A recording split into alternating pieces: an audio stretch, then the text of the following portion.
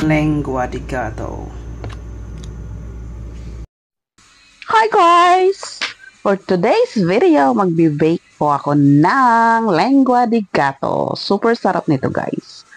Ma-addict ka talaga sa lasa nito. Kapag sinimulan mong kainin, tuloy-tuloy na yan hanggang maubos mo ang isang jar. Wow! So, ayan guys. Ganyan lang kaliliit. And mag-i-spread kasi yan. Kaya dapat maliliit lang para maninipis sila.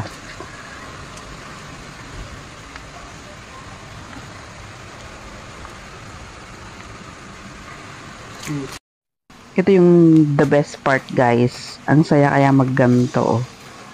Luto na sila and halatang super crunchy talaga. Yum yum!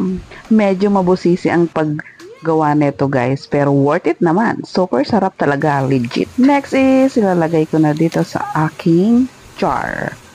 Ganda ng packaging ko guys, no? Ang cute-cute. May handle pa yan. So ayan, dapat maingat tayo sa paglagay nitong lengua di gato dito sa ating jar kasi super fragile nito guys. Crunchy kasi yan at maninipis kaya maaaring mabasag. So ayan na guys, at tingnan mo naman, siksik na siksik po yan. Hindi ka pulugi dyan. Yan. Bukod sa siksik na siksik, ang dami ng laman is mura lang naman po ang benta ko yan. So guys, ayan, bumili na kayo, umorder na kayo. Siguradong di kayo magsisisi dahil talaga namang masarap yan.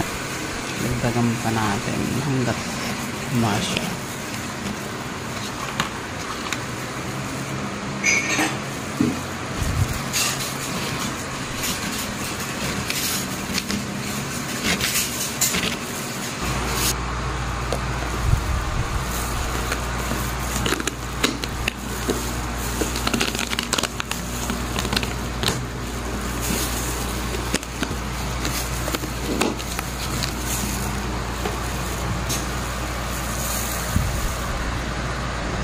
Available tomorrow guys. Again, ayan o.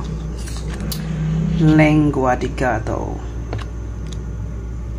Yan guys. So, bili na po kayo. Super sarap po niya. Nagme-melt sa mouth. Yummy yummy.